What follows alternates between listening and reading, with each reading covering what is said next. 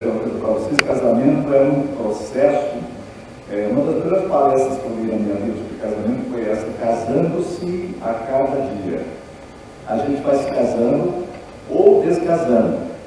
O maior problema é que muitas vezes tem muita gente que casa e vai descasando, em vez de casar e vai casando.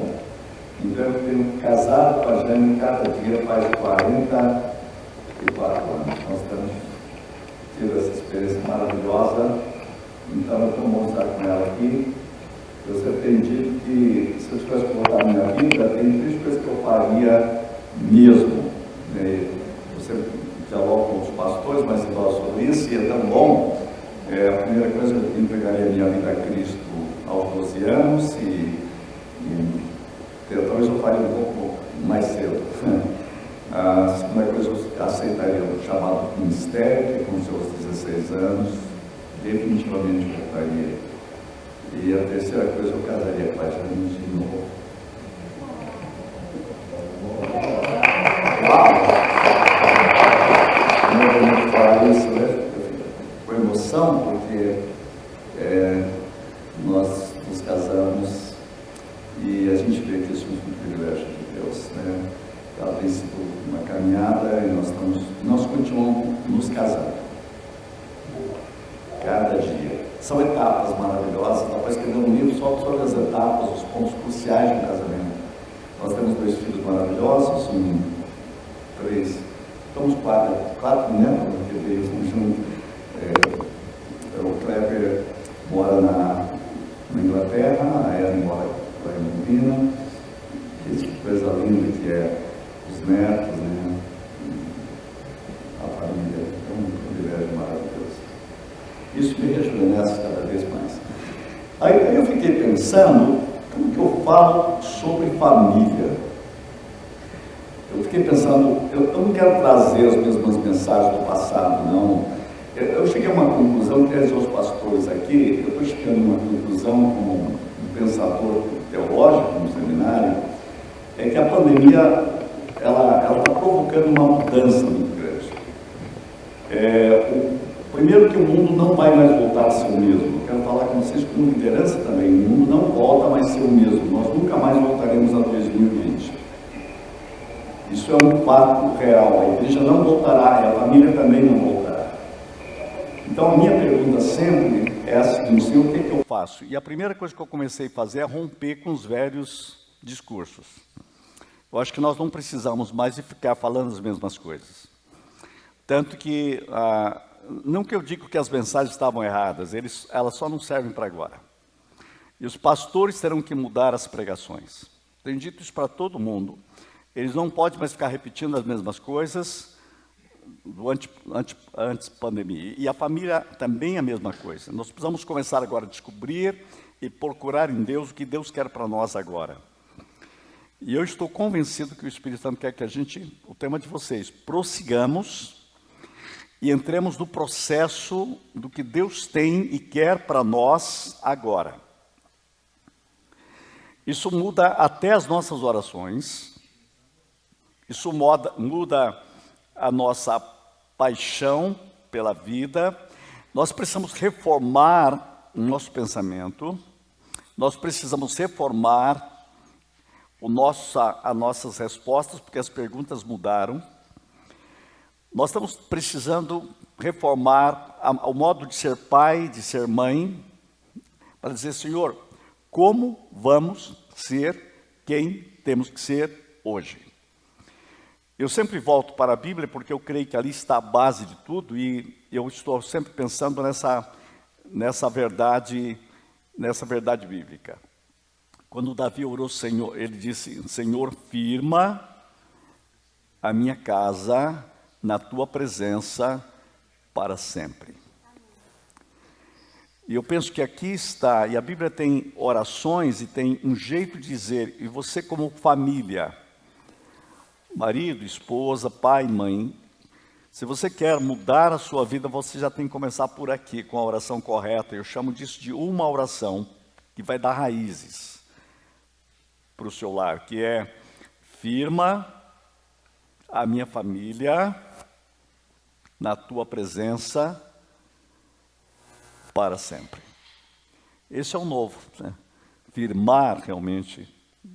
Eu fiquei pensando num tema diferente, me veio vários temas, os pilares do lar e tal, mas de repente eu concluí com a seguinte ideia: famílias enraizadas.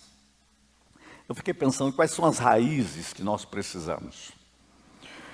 Nós precisamos, vou dizer a você algo bem direto, olhando claro em você, nós precisamos de famílias plantadas com raízes profundas em Deus. No plano de Deus, no projeto de Deus, no Espírito de Deus. Nós precisamos de famílias plantadas. Isso me levou a um conceito que muitas vezes há uma diferença entre ser plantado e ser enterrado. Lembra que Jesus falou que muitos estão enterrando seus talentos. Muitas vezes nós enterramos os projetos de Deus em nossas vidas, em vez de plantar os projetos de Deus. Quando você enterra os planos, os projetos de Deus na sua vida, você trava a sua vida. Muita gente está enterrando. Há uma diferença ser plantado e ser enterrado. Deixa eu dar um exemplo para você. José, ele era plantado. Os irmãos dele tentaram enterrá-lo no Egito. Primeiro quiseram enterrá-lo numa cova. Mas eles não sabiam que ele não é enterrável. Ele é plantado. Ele é plantável.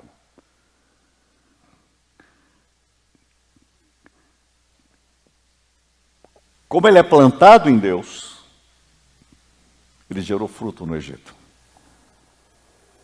Nós precisamos de lares que sejam plantados, tenham raízes. A pandemia está levando muitos lares a serem enterrados. Na angústia, na depressão, no medo, na vida sem sentido. Uma pesquisa nos Estados Unidos revelou que 75% dos norte-americanos estão apáticos. Há um apatismo como nunca houve no planeta. Eu falei, não fizeram essa pesquisa no Brasil, mas eu vejo gente apática, vejo crentes apáticos. Quase todos os pastores que me procuram acham que está havendo um apatismo. Esse é um tema para a liderança amanhã, mas eu quero dizer que esse também é um problema da família. Há um apatismo geral. Isso mostra que as pessoas estão se enterrando no problema. Tem gente que está enterrado na pandemia e não plantado em Deus no meio da pandemia.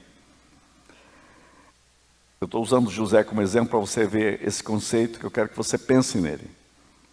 José, Potifar tenta enterrá-lo no calabouço, mas ele não sabe que ele não é enterrável, ele é plantável.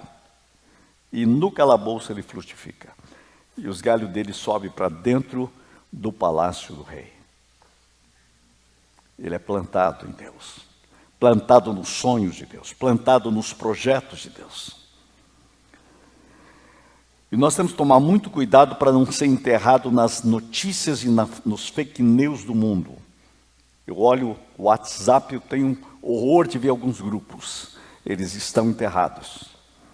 Tem gente que só fala as mesmas coisas, estão enterrados e não sabem. Nós precisamos de famílias que tenham um novo ar, um novo aroma. A gente com odor demais dos problemas, em vez de ter o aroma celestial. Eu fiquei pensando que tipo de família nós precisamos agora. Que tipo de lares precisamos agora? Precisamos reformar isso. Então eu fiquei pensando nesse tema, famílias enraizadas. Pense nisso comigo. Vamos ver se é só passar aqui. Ver ou não? Como que é? Você que está ligado? Que lado que eu aponto isso? Tá. Mas não virou, não. Outro. Tá ligado, desligado aqui? Me ajuda aqui. Não mudou.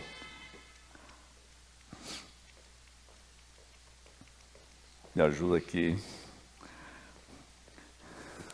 Modernidade, né? Isso são técnica. Todo falha. Enquanto ele está vendo isso, deixa eu falar uma coisa para você. Olha só que reflexão. Os pastores já vão pegar a mensagem aqui, viu? Olha uma mensagem que está vindo na minha cabeça. Plantados debaixo do fogo. Quem lembra do texto? Mesaque, Sedraque, Abednego. O pessoal decide o seguinte: vamos enterrá-lo na fornalha. Mas dentro da fornalha eles são plantados dentro de Deus. Estão debaixo do fogo, mas estão plantados em Deus. Eu te pergunto, no meio da luta e da pandemia, você está plantado em Deus? Ou você está enterrado nos problemas do mundo contemporâneo? Pensa comigo isso. A Bíblia diz plantado junto à corrente de águas. O que acontece? Dá fruto. Plantados dá fruto. Mas eu estou no meio do fogo, mas eu estou plantado. Estou no meio dos problemas, mas estou plantado. Estamos enfrentando as piores lutas, mas eu estou plantado. A Bíblia nunca promete que você não terá lutas. Jesus nunca disse se, ele disse quando. Quando vierem as aflições, elas vêm. A Bíblia, quando coloca as duas casas, uma sobre a rocha e outra sobre a areia, uma está plantada na rocha, outra está plantada na areia, edificada, vamos usar essa palavra. Mas o que acontece é que as duas têm ventos que sopram. As duas têm tempestades, as duas têm problemas. A diferença é onde ela está plantada. No meio de todas as lutas que estamos vivendo como igreja, é preciso entender onde estamos plantados.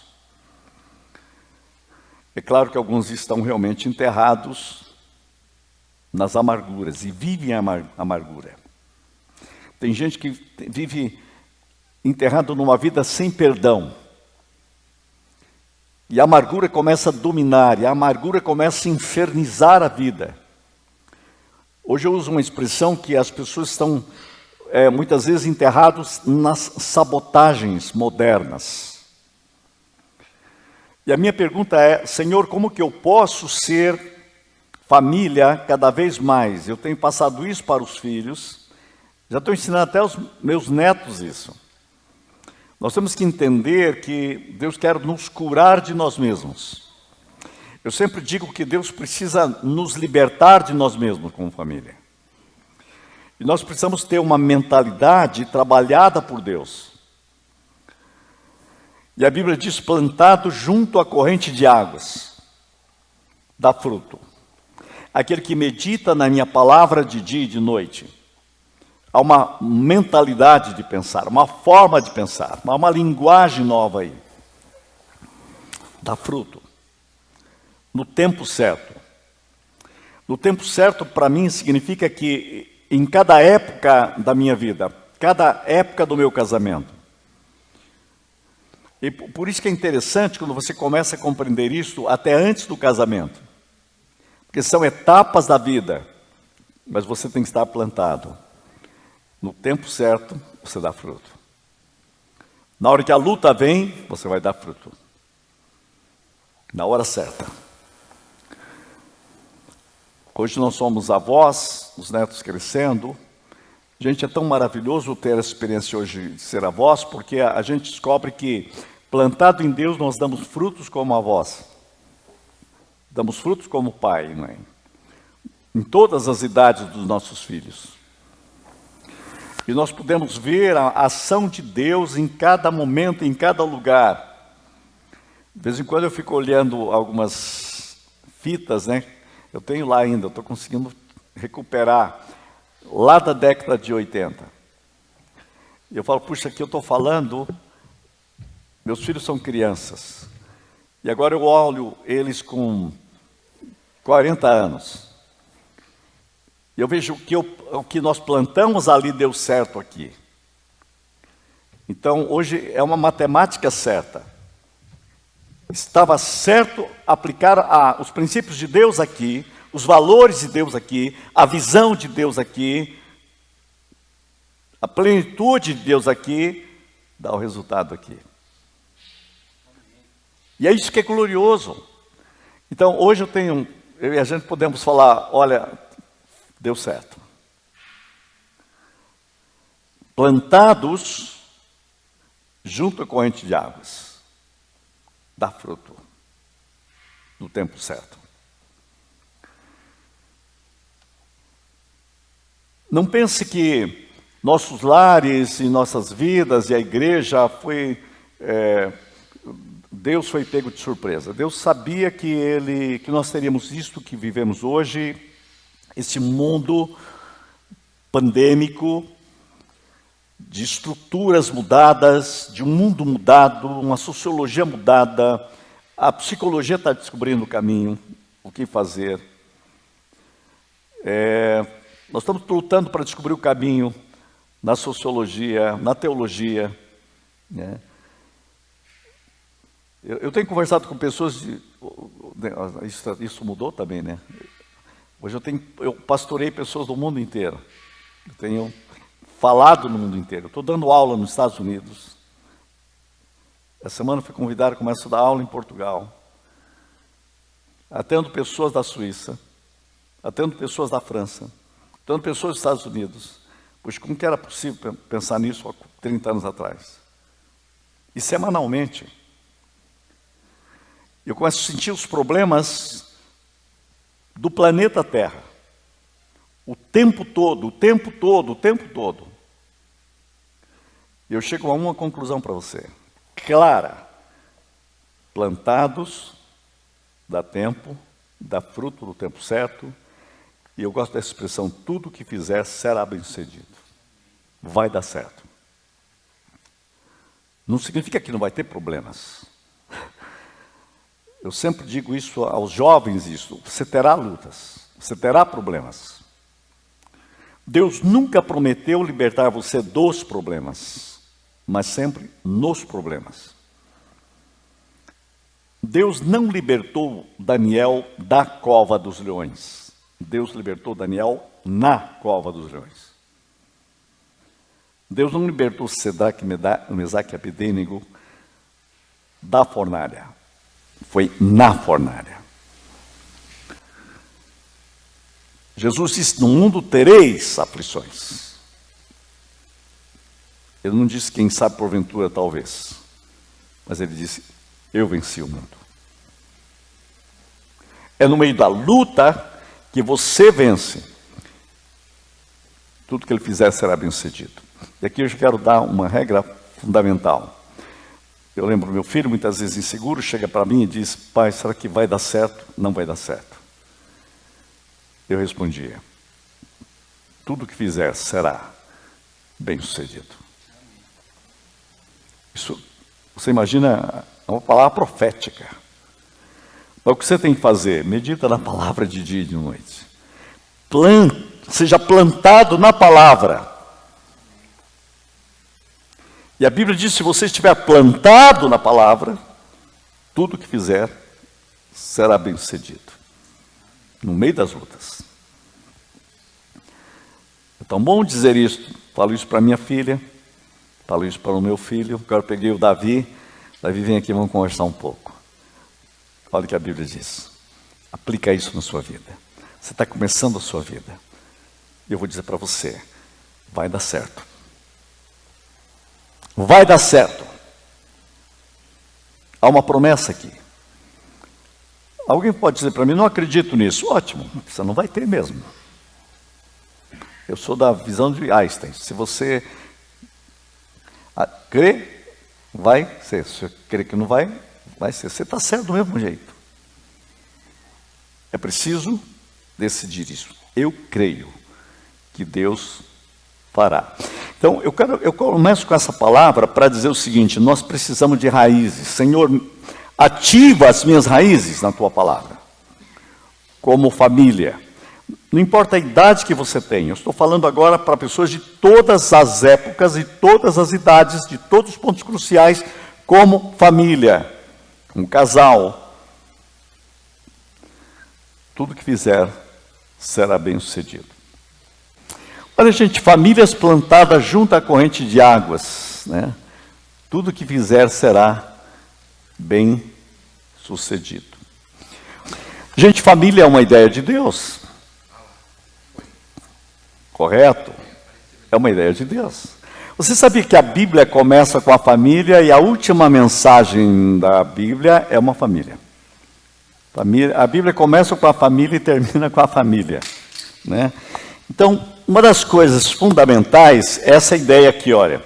Agora, também é um lugar cheio de problemas, cheio de sabotagem, cheio de conflitos.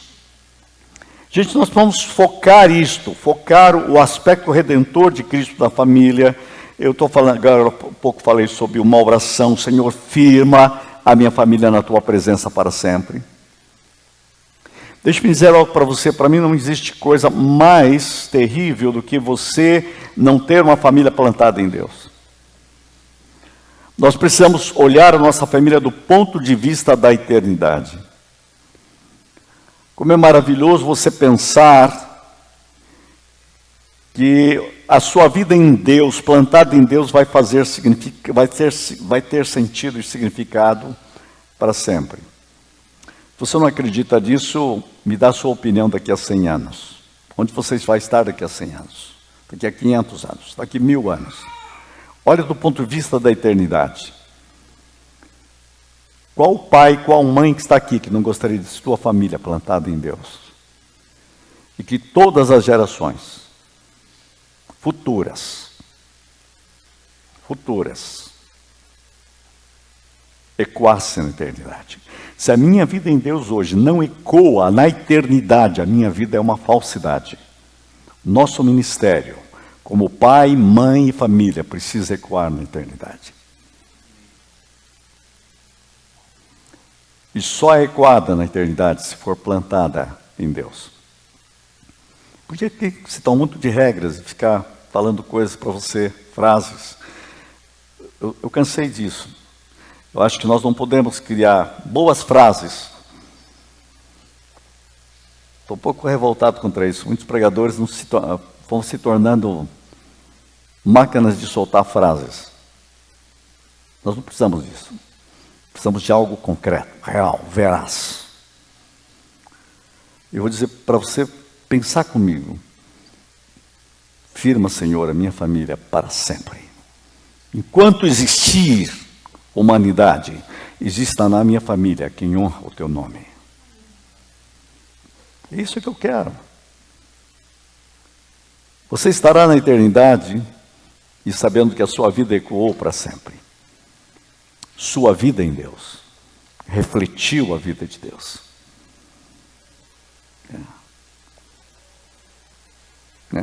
Eu lembro da tua mãe, por exemplo, do teu pai, que esse rapaz aqui, ó, que fidelidade em Deus. Você imaginou que é esse eco?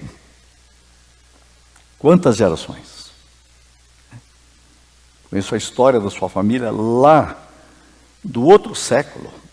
Não, começa lá no século XVIII. Gente, que eco! Imagine, próximas gerações. Gente, não há coisa mais maravilhosa que a igreja. Você começa a compreender isso. E é isso que é gostoso passar para os filhos, para os netos. Claro que somos complexos, somos problemáticos, somos pessoas com problemas, né? Tem mais um ali que pode colocar todos. Sou um ser complexo. Sabe o que é complexo? Nós somos problemáticos. Alguns, além de complexos, são complicados. Mas uma coisa eu digo a você, eu e você eu sou um projeto em andamento. Eu lembro quando eu falava de casais, eu falava que os homens tinham que andar com um broche assim, escrito P, F, N, T, P, C, P, P, D, A, T. Falei, mas isso é algum partido político? Eu disse, não. Isso daí significa o seguinte, por favor, tenha paciência comigo, porque Deus ainda não me terminou. Ele continua trabalhando. Eu sou um projeto em andamento. Todos nós temos defeitos e problemas, mas Deus está trabalhando. Eu sou um projeto complexo, mas Deus está em ação. Penso que quando isso se torna verdade em nós, eu sou um projeto em andamento. Eu preciso da eternidade da palavra. Gente, tudo passará, menos a eternidade da palavra. Por isso que eu convido vocês a estarem plantados na palavra, plantados em Cristo. E eu vou dizer mais, esse plantado em Cristo é uma ação do Espírito Santo nos dando sabedoria como marido e como esposa, dia após dia. Eu estou falando, a família para mim funciona quando nós entendemos que nós precisamos crescer numa intimidade maior com Deus. Uma vida com Deus é que faz a diferença. Porque só Deus pode nos mudar e fazer e remover aquilo que está me impedindo ser quem Ele quer que eu seja. Eu estou falando de uma vida de oração também, sim. Mas eu gosto sempre de dizer que há uma diferença entre oração e intimidade. Intimidade com Deus é uma caminhada, eu diria para você, tenha um espaço com Deus na sua vida. Por isso, deixe-me falar em primeiro lugar, eu vou dar algumas ênfases, porque é muita coisa, não dá para falar tudo, então eu quero falar alguma ênfase. Primeiro, a eternidade da palavra. Quando eu digo a eternidade da palavra, eu queria dizer o seguinte, decisões, deixa eu passar esse outro aqui, decisões determinam o destino. Uma vez eu li um livro, lá da nossa época de seminário, o senhor deve lembrar disso, que a serpente não decida por nós, você lembra disso? Nessa época de pandemia, nessa confusão, eu me lembrei desse livro do Havercox, professor da Universidade de Harvard. Eu estou surpreso que ele está vivo ainda, tem mais de 100 anos. Havercox diz o seguinte, que o maior pecado, que o grande pecado, ele defende isso, o grande pecado do Éden, que todo mundo fala, foi orgulho. Ele diz assim, o pecado de Adão e Eva foi que eles não decidiram.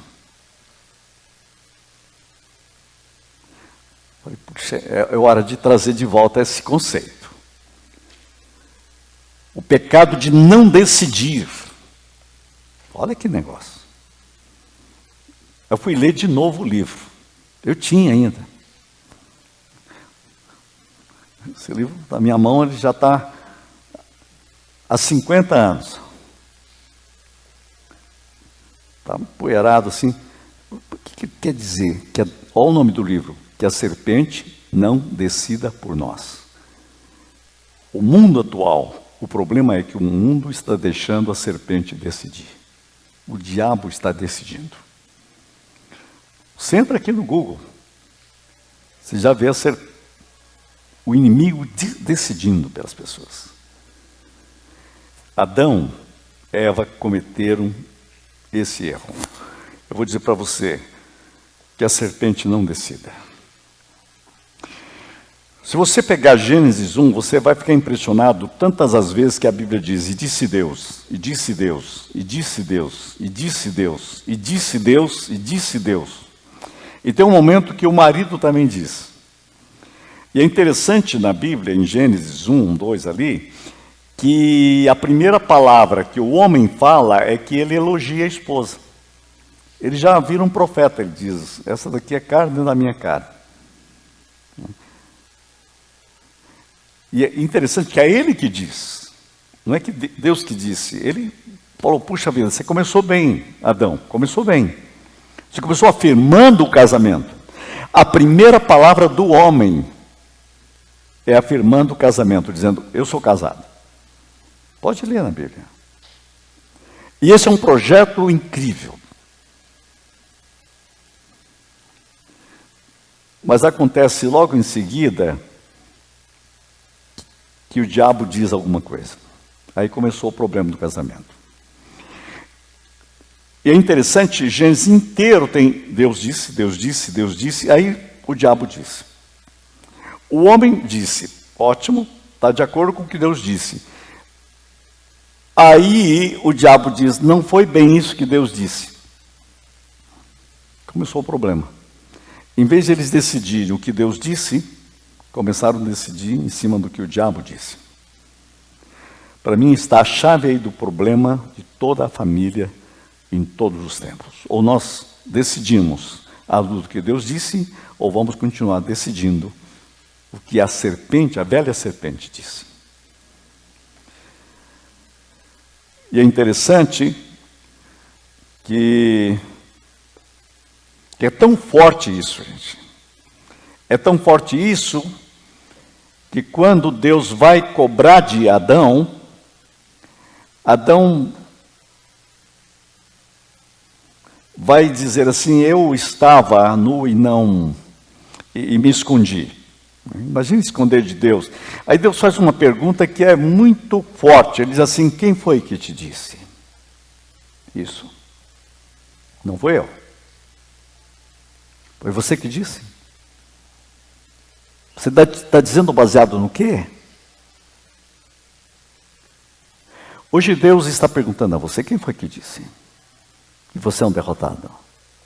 Que a sua vida não dá certo. Que o casamento é só problema. Quem foi que disse? Quem foi que disse? Quem foi que disse a você que você não é um projeto maravilhoso de Deus? Quem foi que disse para você que você não é uma boa ideia de Deus?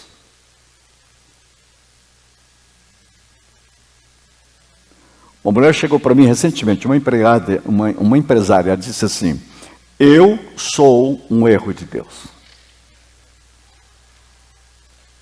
Eu disse, quem foi que disse para você isso? Eu peguei esse texto. Quem foi que disse para você que você é um erro? Quem te enganou com isso? Deus está dizendo, não foi eu que disse. Aí eu fiz uma afirmação, você é uma boa ideia de Deus. Você é uma ideia de Deus. Você é uma ideia de Deus. E a segunda frase que eu quero deixar. Deus nunca teve uma má ideia. Então diga, eu sou uma boa ideia de Deus. A família é uma boa ideia de Deus. Deus criou o casamento e diz, é bom. Eu gostei disso.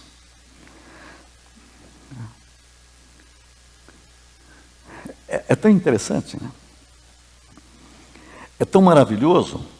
Tem tanta coisa para dizer aí, né? Mas eu quero dizer para você, decisões determinam o nosso destino. Senhor, ensina-me a ser uma família para decidir à luz da Tua palavra, para que eu tenha o destino. O que você vai dizer como esposa, como marido, como pai, como mãe, o que você tem dito aos seus filhos? Firmado no que você tem dito? Eu até coloquei aqui a mulher samaritana, achei tão interessante, esses dias estou estudando a mulher samaritana, ela diz assim, quando vier o Messias, ele vai nos dizer onde Deus se assenta. Eu falei, puxa vida, coisa interessante. E a Bíblia diz que era necessário passar por Samaria. Por quê? Porque tinha alguém lá que queria saber onde é que Deus se assenta. E ele disse, um dia vai ter o Messias, ele vai nos dizer, eu estou querendo saber o que o Messias tem para dizer, porque ele tem a resposta que eu preciso na minha vida. Minha vida até agora não deu certo, mas vai dar certo quando eu encontrar o Messias. E ele disse, sou eu, cheguei, estou aqui. É a primeira vez que Jesus se anuncia como Messias. Olha que paradoxal. A primeira vez que Jesus afirma como Messias é para os samaritanos e para uma mulher de má reputação. É para virar a mesa mesmo.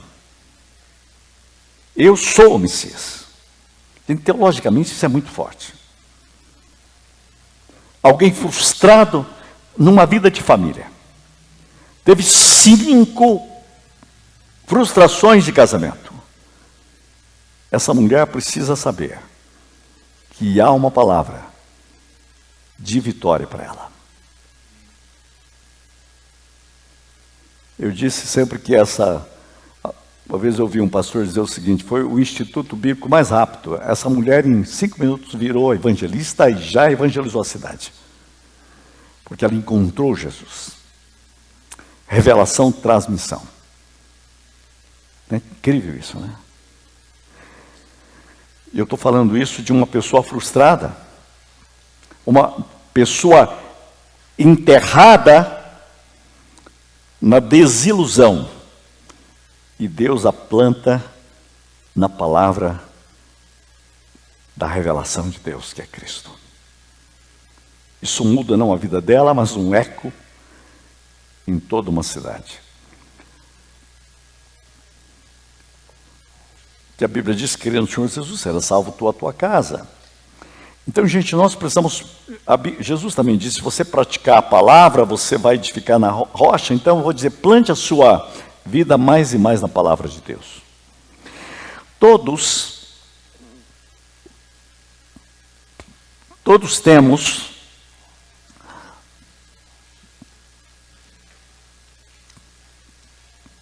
vamos ver aqui. Todos temos histórias de fé.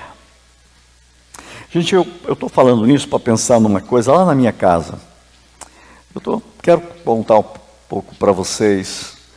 Sabe o que eu lembro da minha mãe? Minha mãe é afirmada na palavra.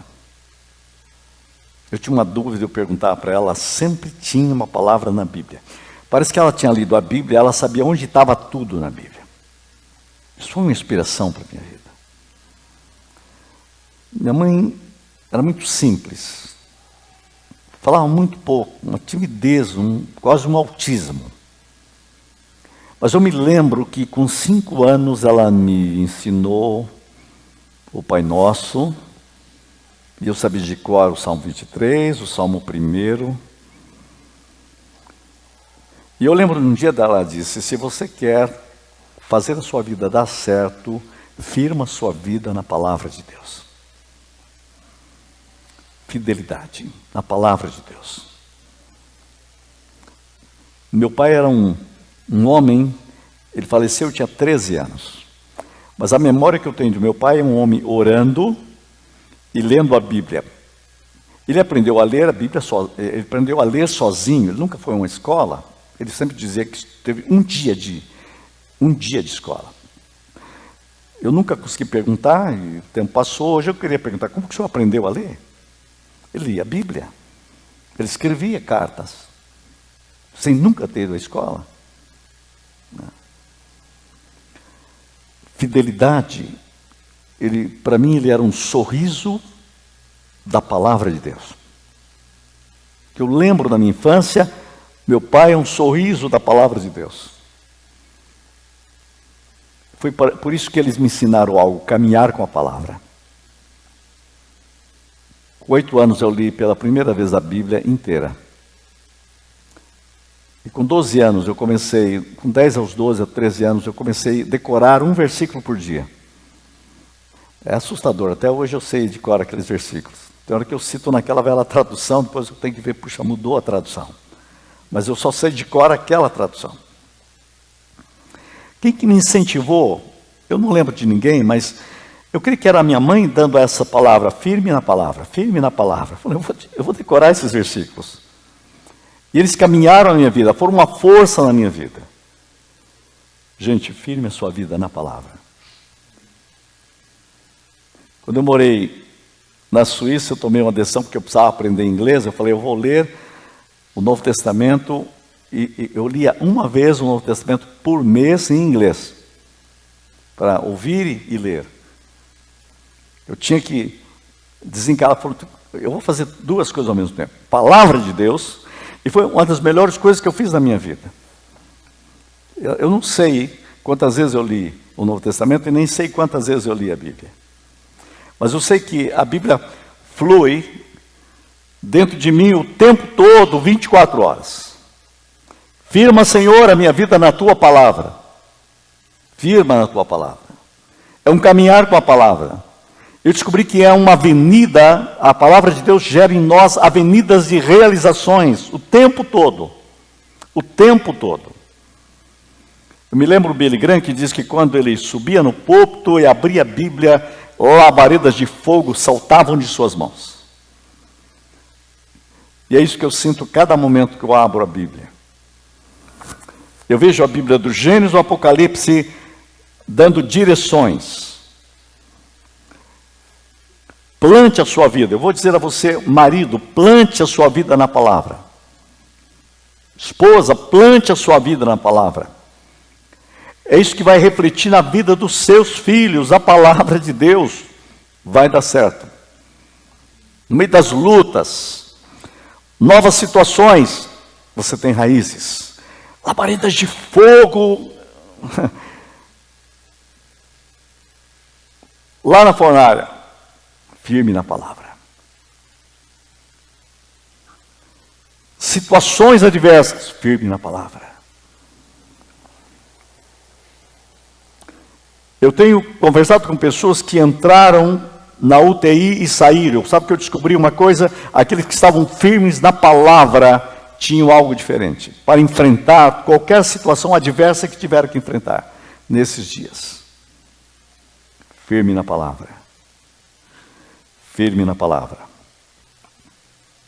Tua palavra sustenta o universo. Está em Hebreus. A palavra de Deus sustenta o universo. Sustenta o universo. Mas também sustenta a minha vida. Sustenta o meu casamento. Sustenta o meu lar. Eu lembro de uma frase de Dietrich Bonhoeffer. Ele disse: o sim do marido e o sim do noivo e da noiva colocam os dois no altar. Mas só o sim de Deus pode sustentar os dois sims. Que incrível, né? É a palavra de Deus, é o sim de Deus. Sustenta meu lar, sustenta meu casamento.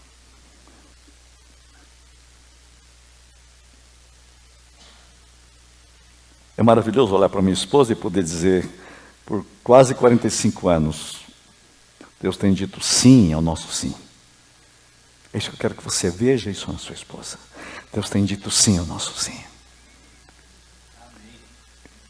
E nós estamos dizendo sim ao sim de Deus.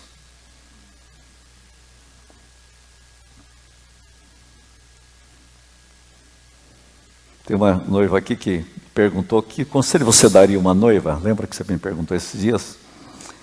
Eu disse uma coisa que eu quero responder para vocês. O que funciona no casamento? Eu aprendi durante 45 anos. O casamento feliz é aquele em que o marido vê do ponto de vista da esposa. E a esposa vê as coisas do ponto de vista do marido.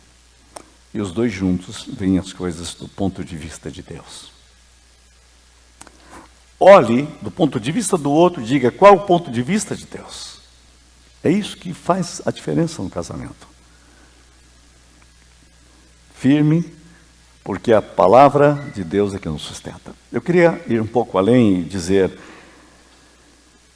esteja plantado em Cristo mesmo. Mas não com uma frase de evangeliquez. Eu estou falando, o Espírito Santo é o fôlego de vida do nosso lar. Eu estou pensando nessa frase, vem Espírito Santo e renova-nos.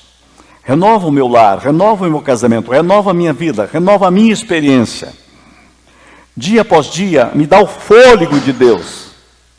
Me dá o fôlego de Deus, é o Espírito Santo. É o Espírito Santo, gente, é o Espírito Santo que... Passa para mim aí, mais um. O Espírito Santo, ele é o que traz a presença da glória de Cristo no meu lar. É agora aqui, Ele dá ensino, Ele me ensina. Ele me dá sabedoria. Nós precisamos ser ensináveis cada dia. Gente, nós temos problemas sempre novos, diferentes. Senhor, o que vamos fazer? É a área econômica. É a área de família, é a área de enfermidades. As coisas vêm. Podia contar para vocês fatos, eu me lembro. Minha filha tinha um problema sério de bronquite. Eu ficava correndo com ela para o hospital, numa área difícil. Nós não tínhamos naquele tempo plano de saúde. Era uma angústia tremenda. Não havia soluções. Eu me lembro um dia que eu parei assim em casa, eu estava em Londrina já no seminário, como deão do seminário. Eu estava orando e eu disse: Senhor, a tua palavra diz que Cristo é o cabeça de todo homem, todo marido.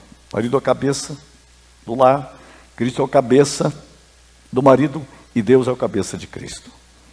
Aqui eu estou com uma situação, eu preciso de uma solução, eu não sei o que fazer. Eu me lembro que eu estava orando, e o Espírito Santo me levou a abrir, naquela época tinha, né? Hoje nós não temos mais, uma lista telefônica. Eu estava vendo o nome dos pediatras, e eu botei o nome era o nome de um japonês. E como uma voz interior disse: vai nesse médico. Eu fui, e ele trouxe a solução definitiva. Eu disse: como pode isso? Cristo é o cabeça da família. Isso que eu quero dizer para você. A gente muitas vezes não sabe qual a solução. Aquilo era uma solução prática. A oração, Deus tem o seu jeito de fazer. Aquela hora eu precisava de uma solução, ensino. Ele me deu discernimento, me deu sabedoria e me deu solução. E a paz reinou. Poder contar cada momento. Nós tivemos todas as lutas que vocês podem imaginar. Mas o Senhor foi dando ensino, discernimento, sabedoria. Ele traz a ação de Deus no lar. Vimos milagres muitas vezes. Aliás, a nossa vida é de milagre em milagre, a ação de Deus. E Ele nos ensina, o Espírito Santo nos traz coerência. O Senhor me dá uma vida de coerência. E essa coerência começa a ser um eco na vida, no caráter dos filhos. No caráter dos netos. Gente, não é glória minha, é o Senhor que faz isso. É o Senhor que vai trabalhando em nós. Eu estou dizendo para vocês, plante a sua vida em Cristo e no Espírito de Cristo, no Espírito Santo, porque Ele vai dar ensino, discernimento, sabedoria, ação e coerência.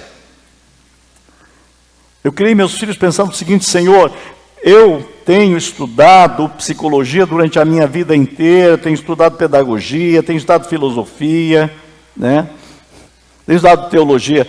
Senhor, mas estes filhos, só o Senhor conhece profundamente. Me dá sabedoria. Como eu faço para educar o Kleber e a Ellen? De acordo, eles são um livro que o Senhor escreveu.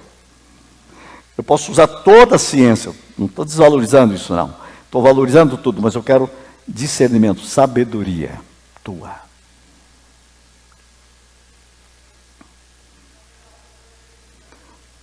É tão maravilhoso.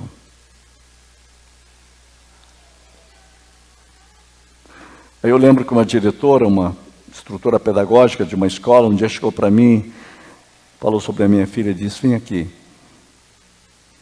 você podia dar uma aula para nós aqui?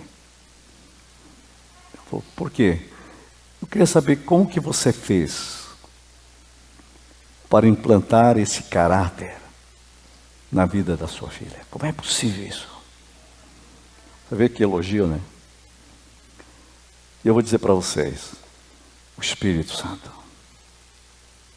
O Espírito Santo. Uma vez perguntaram para os jovens, estavam discutindo na universidade, e falaram: qual a melhor tradução da Bíblia? Aí um deles disse, a melhor tradução da Bíblia é da minha mãe. Aí eles riram. Tua mãe traduziu a Bíblia? Claro que traduziu. O que você está falando? A minha mãe é a melhor tradução da Bíblia que eu já li. Ela traduziu a Bíblia na vida dela. E quando eu olho para a vida dela, eu vejo o que a Bíblia diz. E eu entendo. Que coisa, hein? Você pensou um negócio desse? Você é uma tradução da Bíblia. No lar. A melhor tradução da Bíblia. Você pensou um filho falar isso?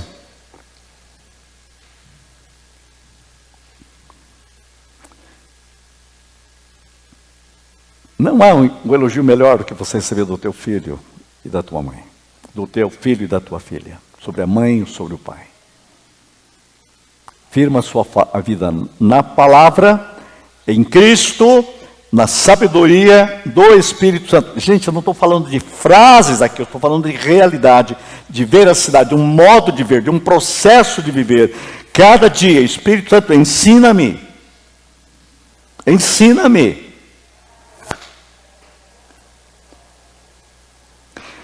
O último livro que Billy Graham escreveu é impressionante. Eu não sei como está em português, esse livro deve ter saído, mas esse livro chama Quase em Casa, em inglês. Em espanhol, eles escreveram como Chegando em Casa.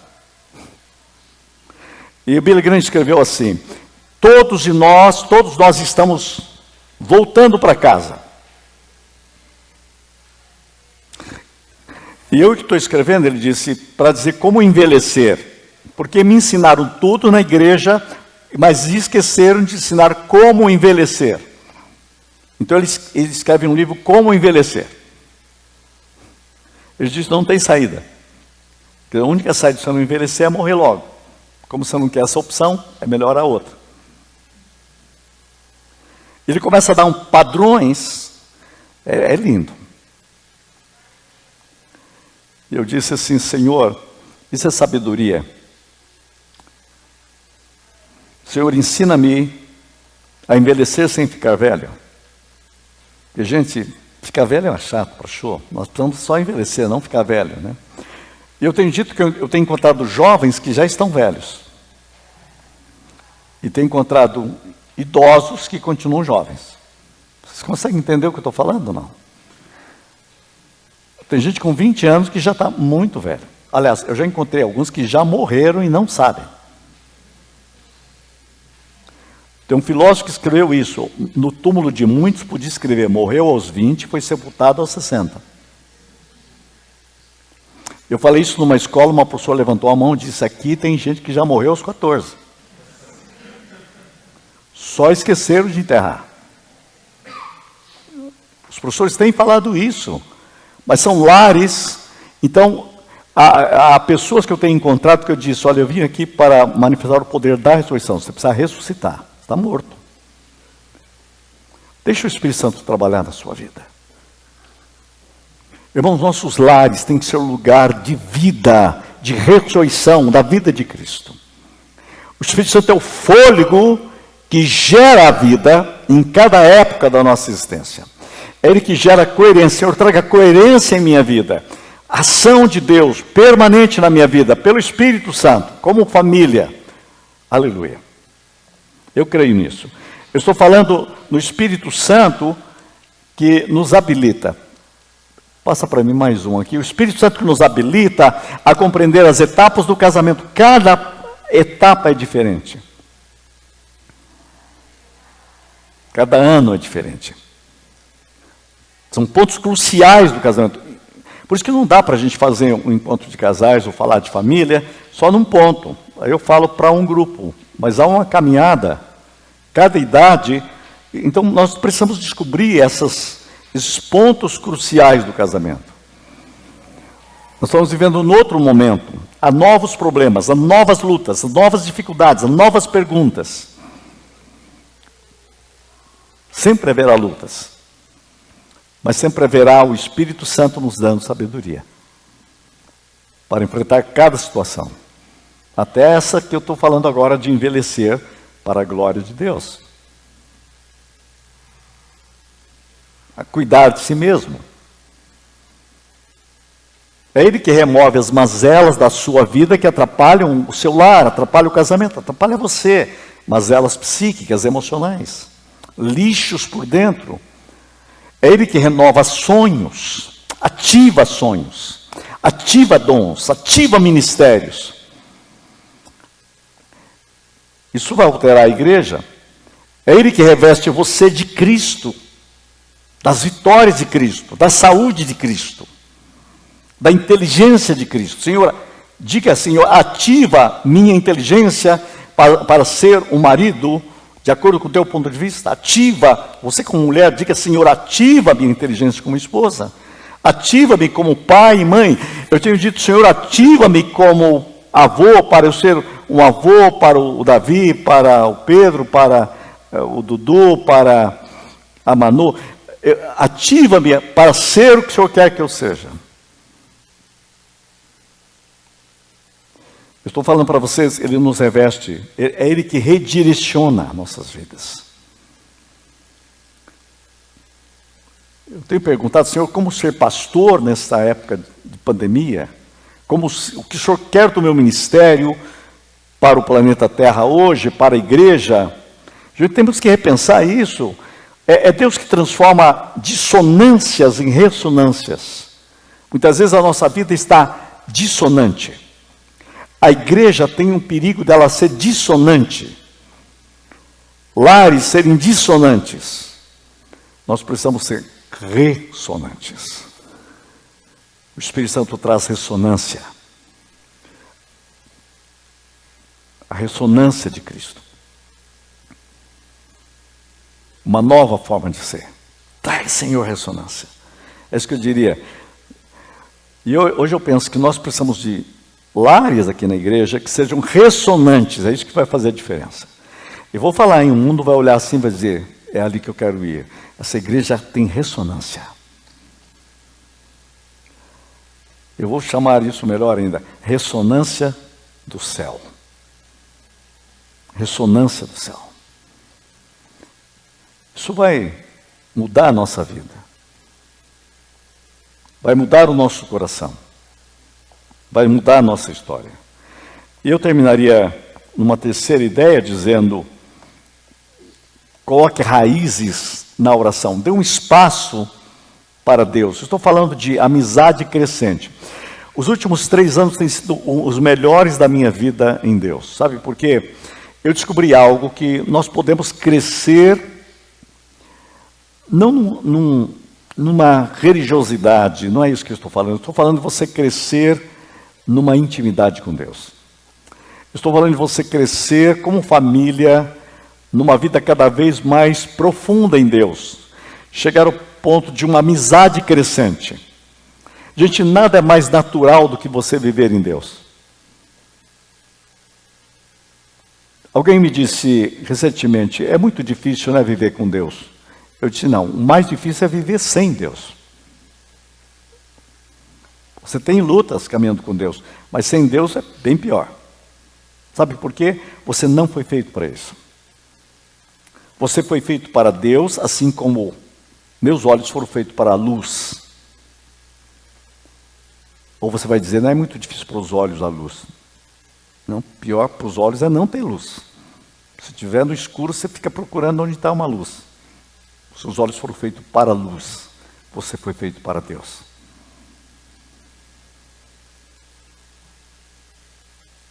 O peixe foi feito para a água.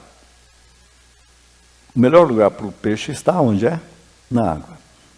Você foi criado para Deus. O melhor lugar para você estar em Deus.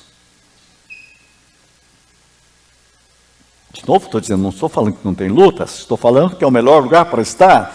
Então eu preciso crescer nisto. Eu preciso crescer no modo de viver. Quanto mais eu estou em Deus, mais humano eu sou. O mundo está perdendo a humanidade, está perdendo o lugar onde tem que estar. O peixe só é plenamente peixe na água. O ser humano só é plenamente humano em Deus. Fora de Deus, ele é qualquer outra coisa menos plenamente humano. Por isso Agostinho está certo. Ele disse, quando eu encontrei Deus, eu encontrei o endereço de mim mesmo. Encontrei o endereço do meu coração. Senhor, Tu és a minha pátria. Tu és o meu endereço. João Calvino também afirmou isso. Eu encontrei a mim mesmo quando eu encontrei Cristo. Sabe o que significa isso? Quanto mais Cristo, mais o meu lar é quem deve ser. Por isso eu vou dizer para você, cresça nisso, gente, cresça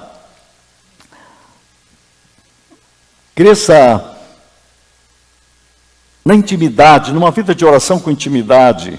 Sabe, eu estou falando amizade com Deus, não rituais, mas vida com Deus, intimidade. É uma vida de solitude com Deus, para você escapar da solidão. Sabe, faça o teu tempo ser um tempo significativo com Deus, em Deus, por Deus, para a glória de Deus. É isso que faz a diferença no seu lar e no seu casamento, sempre. Eu estou me lembrando de Adão, que andava com Deus na sua vida. Estou pensando em Enoque, que andava com Deus. Jesus andava com Deus. Ele é o paradigma para nós. Então eu queria terminar esta reunião fazendo uma conclusão de uma aplicação prática. E eu criei uma ideia. Eu pedi para o pastor depois passar um PDF para vocês. Todos que estiverem aqui, pode pegar, passar um WhatsApp, alguma coisa para o pastor, para vocês terem isso. Eu vou dizer o que eu estou propondo. Porque não adianta vocês ouvirem uma palestra e não praticá-la. Então, eu gostaria que vocês praticassem essa palestra. Então, na conclusão, eu vou colocar o seguinte. Eu quero colocar para vocês um desafio. Eu aprendi isso com um irmão que tem me dado isto, que é um guia de oração para 70 dias de oração. Que são com 5 princípios básicos. Eu quero pensar você aplicando isso no seu lar, na sua família. A ideia é a seguinte. Senhor, examina-me. Você consegue pedir isso a Deus? Senhor, examina meu lar. Examina meu coração. Examina meu casamento. Pai, me examina como marido. Você como esposa, disse, me examina como esposa. Mas eu vou pedir para você fazer isso não agora só. Fazer isso 70 dias. Se você quiser mudar de vida, eu estou fazendo isso com algumas pessoas. Você precisa ver que tipo de mãe está surgindo, que tipo de pai que está surgindo. Pessoas dizem, até agora não deu certo. Eu vou dizer para você como vai dar certo. Senhor, examina-me. Aí diz, Senhor, me corrige. Eu duvido que não tenha alguém aqui que vai dizer, não preciso de nenhuma correção. Eu preciso. Corrige-me. Está dizendo que eu posso ir até meia-noite, tá? Ó, negócio seguinte. Preste muita atenção. Corrige-me. Corrige-me. Não há ninguém de vocês que não precisa de correção. Todos nós precisamos. Muda-me. A não ser que você seja mentiroso. Aí tem que dizer, Senhor, cura ele da mentira. Todos nós precisamos de correção. Todos. Corrige-me. Corrige-me como marido. Corrige-me como pai. Corrige-me como avô. Examina-me. Corrige-me. Corrige-me. Então você vai ser igual aquele sujeito que diz, eu nunca erro. Nunca erro. Aí ele falou assim, me perdoe, eu errei uma vez, só uma. Foi quando eu pensei que estava errado, mas eu estava certo. Senhor, corrige-me. Senhor, endireita-me. Uau. Isso aqui eu aprendi com Davi, tá? Examina-me, corrige-me, endireita-me. Endireita a minha vida conjugal. Endireita-me como marido. Endireita-me como pai. Você ora, Senhor, endireita-me como esposa. Endireita-me como mãe. Endireita-me como irmão. Endireita-me como filho. Endireita-me. Como crente, sabe que os pastores têm coragem de falar isso? Senhor, me endireita como pastor. Me endireita como líder da igreja. Me endireita como ser humano. Faz essa oração 70 dias. Estou junto. Porque depois que você fizer 70 dias, você não para mais. Vai ser até o último dia da sua vida. Eu preciso ser endireitado até o fim. Tem esperança. Você pode ser coisa melhor do que tem sido. Você pode ser uma versão melhor de crente. O jovem chegou para mim e disse, eu não tenho propósito nenhum da vida. Qual é o meu propósito da vida? Eu falei, vou te dar um, já que você não tem. Você tem o propósito de ser uma versão melhor de si mesmo cada dia. Só isso. Diga, Deus, faça-o ser melhor do que eu tenho sido cada dia. Você quer um propósito melhor do que esse? Muda-me. Deus quer fazer de você uma edição melhor de você como marido. Uma edição melhor como esposa. O duro é que a gente quer que o outro mude, mas a gente não quer mudar. Senhor, começa mudando eu. Né? Fala comigo, examina-me. Fala isso com voz alta, examina-me. Diga comigo, corrige-me. Diga agora, endireita-me. Endireita-me. 4, diga, ensina-me. Me ensina. Hoje eu estou orando assim, Senhor, me ensina a ser marido na idade que eu estou. Na época que eu estou. Ensina-me, Senhor, a ser marido no meio de uma crise mundial de saúde. Ensina-me. Ensina-me, Senhor, a ser avô. O que eu posso fazer que eu não estou fazendo? Que eu posso ser que não estou sendo? Aí para falar para os pastores, amanhã eu quero dar uma ênfase nisso, ensina-me a ser pastor, de novo. Me ensine a pregar outra vez. Eu vim para cá dizer, Senhor, me ensina a falar para os casais. Não quero falar baseado na experiência que eu tenho de 40 anos falando para casais. Não vou falar as mesmas coisas. Não quero reproduzir o passado, eu quero, Senhor, ensina-me. Ensina-me a falar hoje. O que eu tenho que falar? Ensina-me a ser humano, mais humano, verdadeiramente humano, para a glória de Deus. Ensina-me. Eu sou professor de teologia há 35 anos, eu digo, Senhor, me ensine a dar aula de teologia. Eu vou dizer, melhorar as aulas. Muito. Antes eu sabia dar aula, agora eu não sei mais, agora eu peço que ele me ensine e melhorou.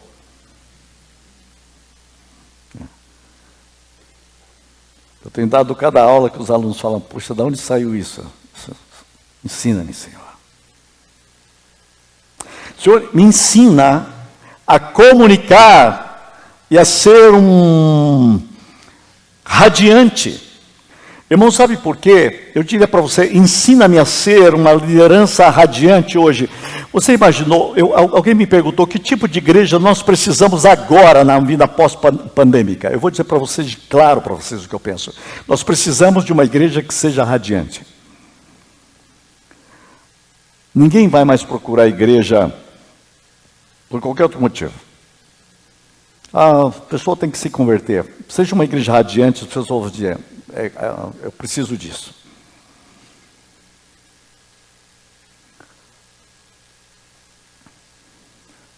Porque se a pessoa falar, tem que falar bem, você vai na internet, tem gente falando melhor que você.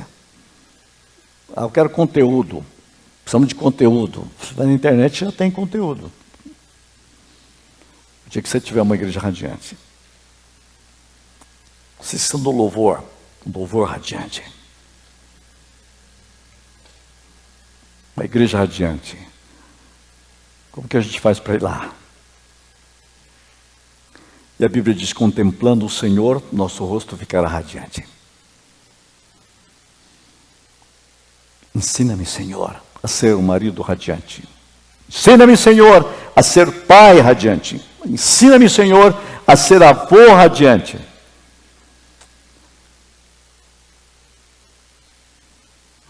Aí você tem coisa melhor que o neto chegar para você e dizer: eu quero ser igual a você. Eu quero crer como você. Eu quero caminhar com Deus como você caminha. Você acha que é regra, é ideias? Ou você está brilhando Cristo? Ou você não marca a sua geração? Eu gosto de uma frase de Friedrich Nietzsche. Ele diz assim: eu queria ouvir elogios. Aliás, eu queria ouvir ecos, mas eu só tenho visto elogio. Eu queria ouvir ecos, mas eu só tenho visto elogio. Fiquei pensando nisso. Não adianta nada meus filhos me elogiarem, mas eles não são um eco do que eu sou. A minha vida em Deus não está ecoando na vida deles. Não tem que ecoar. Ah, meu pai era muito bom nisso. E você? Ecoou aquilo em você? Se não ecoou, não produziu nada. Os discípulos foram um eco de Cristo. Então diga: Senhor, ensina-me. Em quinto lugar, guia-me. Espírito Santo, guia-me. Guia-me no teu jeito, no teu padrão, no teu movimento, no teu jeito de fazer as coisas. Guia-me. Examina-me, corrige-me, endireita-me, guia-me. Acorde de manhã dizendo: Senhor, examina-me, corrige-me, endireita-me, guia-me. Vai dormir à noite dizendo: Senhor, examina-me, corrige-me, endireita-me, ensina-me, guia-me. Como família. Senhor, examina o meu lar, examina a minha família, examina o meu casamento. Corrige, Senhor, o que tem que ser corrigido. Glorifica o teu nome nesta família, nesse casamento, Senhor. A igreja precisa de famílias corrigidas por ti, que resplandeçam a tua glória. Senhor, endireita os nossos lares como família. Ministério de Intercessão, começa a orar isso. Senhor, endireita nossos lares, nossas famílias. O mundo, essa cidade precisa olhar famílias que façam a diferença. Uma igreja estruturada com famílias em Deus. Ensina-nos, guia-nos. Guia os nossos líderes e pastores a levar a gente a ser a igreja que Deus quer. Nesta geração, pós-pandemia. Você viu? Não é difícil. É só fazer. É só praticar. E eu não gostaria que você falasse: gostei da palestra, se ela não virar eco em você. A gente só está brincando de fazer evento. E eu preciso de uma igreja hoje que não é mais baseada em evento. Pode ter até, mas a igreja tem que ser um processo. Um processo crescente em Deus. Só essas igrejas terão futuro no século 21. Gravem isso. Pós-pandemia, a igreja que não entrar no processo da ação de Deus, do mover de Deus, de forma concreta e prática, e veraz, ela deixará de ser uma igreja vivente, vai se tornar uma igreja morrente. Uma igreja sem futuro.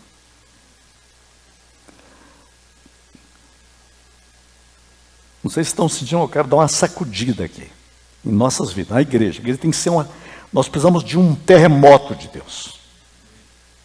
Para dizer: Senhor, examina-nos, corrige-nos, endireita-nos, ensina-nos e guia-nos. Tem misericórdia de nós. Espírito Santo, pegue cada um de nós, implante isso em nossas vidas para o louvor da tua glória. E eu coloquei para ajudar vocês, porque eu quero que vocês tenham isso. Passa para mim mais um só, acho que é esse daqui. Só para, pega os 5 pontos: examina-me, corrige-me, endireita-me, ensina-me. Não sei se dá para vocês ler daí, está conseguindo ler de lá ou não? Porque ficou menor ali, mas é o seguinte: olha, minha relação contigo, corrige-me, examina-me, endireita minha relação contigo. Eu quero convidar os maridos e pais a orarem assim: Senhor, examina-me, corrige, endireita, ensina-me, guia-me uma nova relação contigo. As esposas, a mesma coisa. As mães, a mesma coisa. Corrige meus pensamentos. Endireita meus pensamentos. Ensina-me a pensar. Guia-me nos meus pensamentos. Corrige minhas emoções. Gente, a gente está cheio de emoção que é lixo, entulhos. Mazelas emocionais. Estão adoecendo igrejas.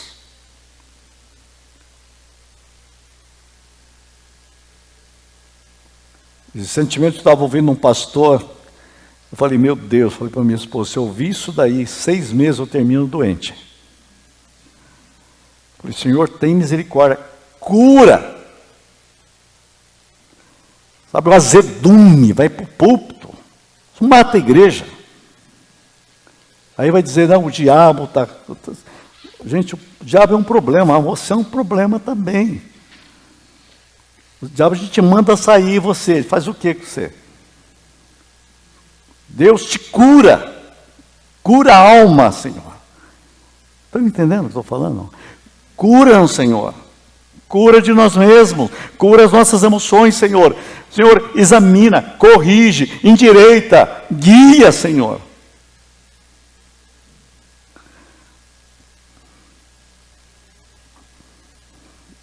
Vocês viram o que eu falei? Eu sou um projeto ainda inacabado, Deus está trabalhando. E Deus não desiste. Deus está trabalhando. Vai arrancar de nós esses lixos. Então eu colocaria os 5 pontos na vida familiar. O senhor podia usar isso também em outras áreas, certo? Minha vontade, minhas decisões, corrige-me, corrige-me, corrige-me, examina-me, examina-me, endireita, ensina-me, guia-me, Senhor. Senhor, examina minha vida familiar como marido, corrige, endireita, ensina, guia-me, Senhor, as minhas atitudes com os meus filhos. Corrige-me, endireita-me, ensina-me, guia-me. Minha vida como filho e filha, vocês são filhos, estão aqui. Senhor, corrige-me, examina-me, endireita-me, ensina-me a ser filho, a ser filha. Você imaginou a revolução disso aqui? Na prática?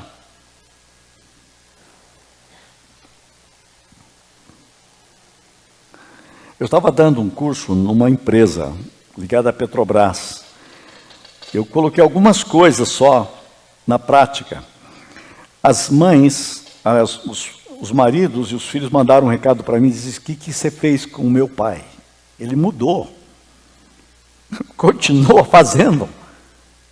Eu tenho um novo marido e um novo pai. E não era nem 5% do que eu estou passando aqui para vocês. Então, se vocês não fizerem, é porque vocês não querem mesmo. Olha o que eu estou dizendo, examina o meu inconsciente, meu subconsciente. Examina a minha vida física, minha saúde física, minhas metas, meu propósito e processo, minha imaginação criadora. Senhor, ativa a minha imaginação criadora.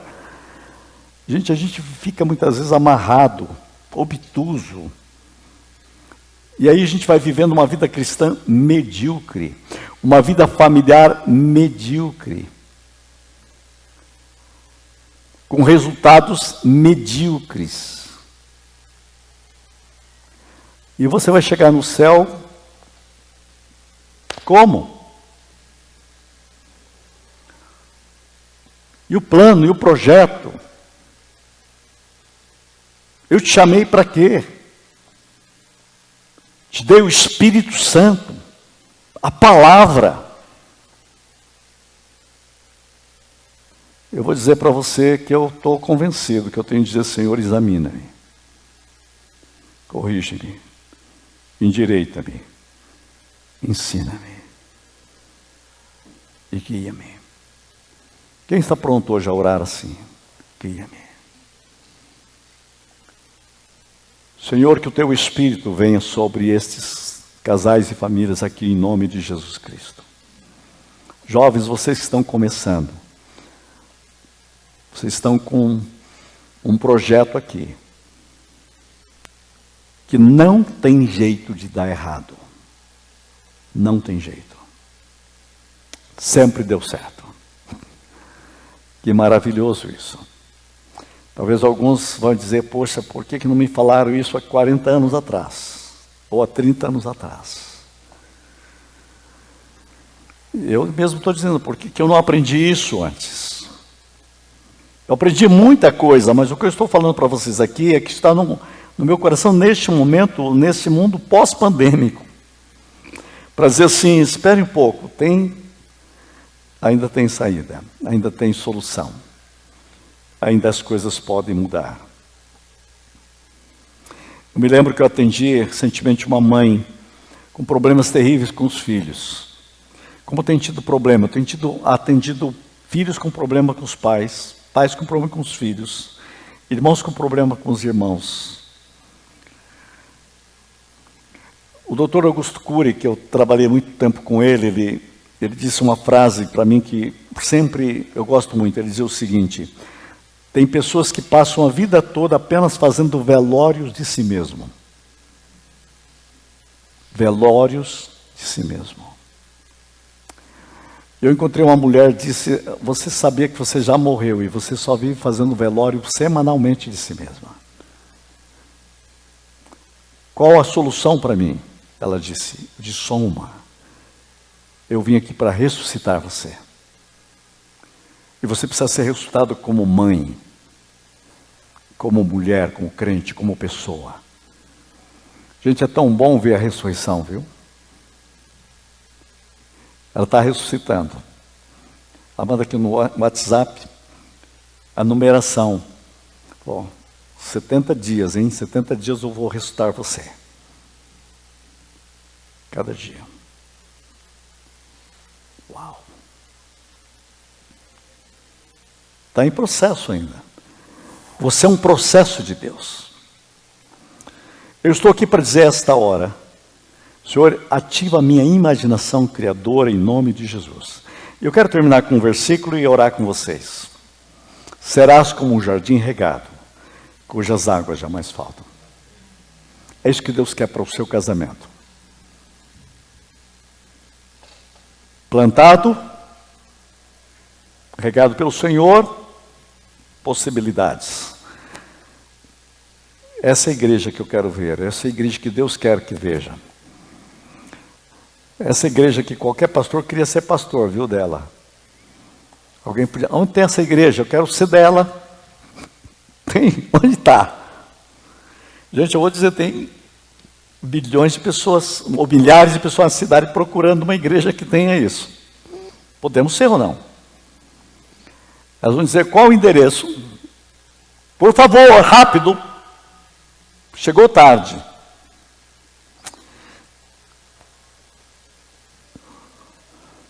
É uma revolução isso aqui. Quero convidar você a colocar-se de pé.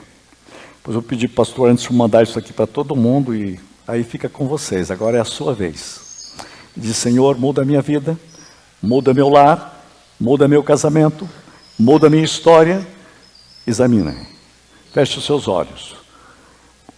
Pai, eu não sei o que eu mais posso fazer ao desafiar maridos, esposas, pais e mães.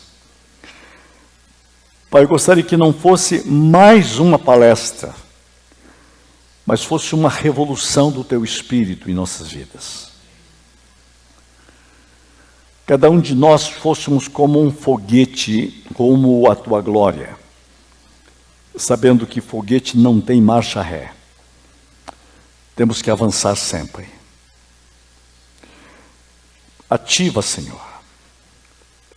Em nome de Jesus, ativa uma oração e examina-nos, corrige-nos, endireita-nos, ensina-nos e guia-nos a ser um casamento plantado junto à corrente de águas. Uma família plantada junto à corrente de águas. Plantada em Cristo, plantada na vida de oração, na vida de intimidade contigo. E aí, Pai, todos os demais aprendizados virão automaticamente, serão acrescentados. No nome de Jesus. Eu oro agora pelos maridos, oro pelas esposas, oro pelos pais, oro pelas mães, e digo, Senhor, toca com teu Espírito. Toca com a tua palavra. Toca com o teu poder. Inflama-nos, porque tu estás presente. Espírito Santo, o Senhor ama o lar. E o Senhor está presente para trazer a presença do ressuscitado em nossas vidas, lares, casamentos. Não importa a idade que temos, o problema que temos, o Senhor está presente para fazer tudo novo. Para fazermos progredir tudo novo de novo, para o louvor da tua glória. Em nome de Jesus. Para a glória de Jesus. Pelo poder de Jesus. Eu quero convidar os maridos a orar só comigo assim, dizer, Senhor, muda-me, examina-me, corrige-me, endireita-me, ensina-me, guia-me a ser aquele marido, aquele pai que o Senhor quer que eu seja, para o louvor da tua glória. Quero convidar as esposas a dizer, Senhor, examina-me, como esposa, corrige-me, endireita-me, ensina-me, e guia em ser aquela esposa, aquela mãe que o Senhor quer que eu seja, que glorifique o teu nome. Em nome de Jesus, amém. Quem crê e recebe diz? Amém. Diga, eu recebo. Para a glória do Pai, do Filho e do Espírito Santo. Aleluia. Amém.